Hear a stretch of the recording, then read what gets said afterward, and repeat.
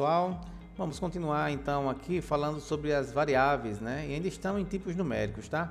Na aula passada a gente falou dos números inteiros, né? Byte, short, int, long, falando que existe uma diferença de tamanho, né? Na memória, eu preciso de maiores espaços de memórias para de repente guardar números maiores, e daí ele divide bem isso.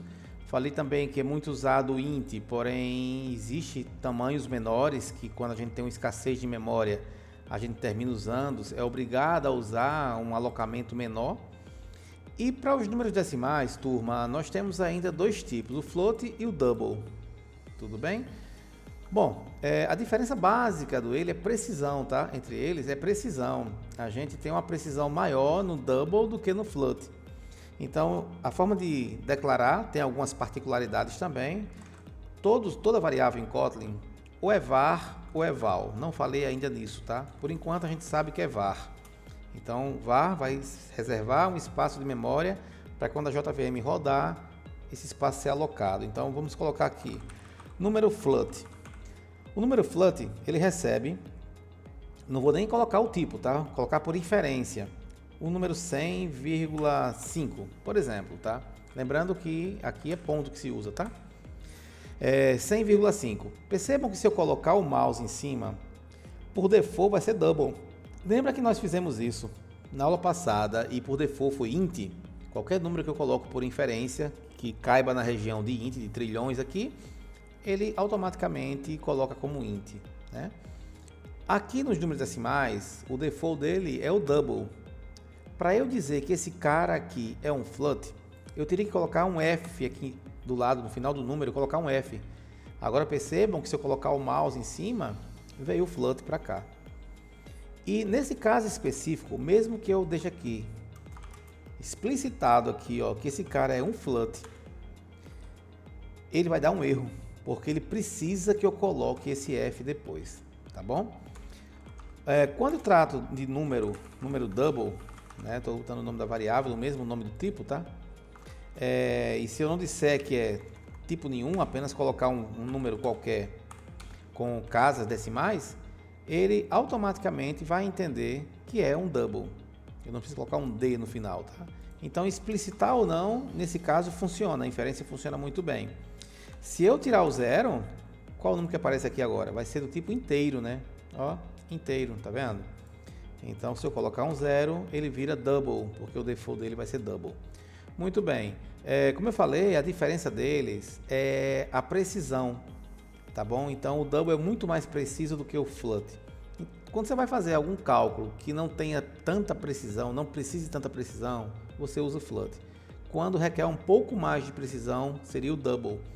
E mesmo assim, não tem como garantir que o double é perfeito. Pode acontecer erros, tá? Então, existem até bibliotecas que a gente pode utilizar quando a gente precisa de uma precisão absurda. A gente não vai usar nem float nem double, aí já é outro assunto, tá? Para a maioria dos casos, a gente consegue sim lidar muito bem usando float e double. Posso até provar a vocês aqui. A grande diferença, antes de provar aqui que pode haver diferença entre um e outro, é que o número, né, matematicamente aqui falando, ele é composto do sinal, da matiza e do exponencial. A matiza é o que vai definir a precisão de um número, tá? E o número double, ele tem uma matiza maior, ele tem um espaço ali para guardar, que a precisão dele se torna maior do que um float. Não estou falando em quantidade de casas decimais não, tá? Eu estou falando por debaixo dos panos, isso aqui são números binários que estão sendo calculados. E eles não têm uma precisão, números binários nas casas decimais não conseguem ser precisos. Então existe uma diferença, só que o double aprofunda mais para trazer para a gente uma precisão maior. Vou provar para vocês agora. Ó. Imagina que número float, eu vou somar, eu posso fazer assim, tá? Ó, mais 1 mais 0,1. Como aqui é float, eu vou colocar um F, né? Um F aqui, opa, F, e aqui eu errei o pontinho, vou botar ponto aqui e botar um F no final. Então agora eu estou somando 0,1 mais 0,1 mais 0,1. Mesma coisa eu vou fazer no meu que é double, tá? Vou vir para cá, ó.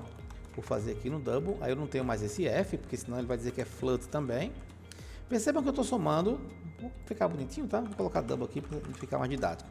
Perceba que eu estou somando 0,1, 0,1, 0,1 em duas variáveis diferentes. Eu estou recebendo aqui o resultado dessa soma e recebendo aqui o resultado dessa soma. Então, minhas caixinhas estão recebendo o resultado de uma operação, tá?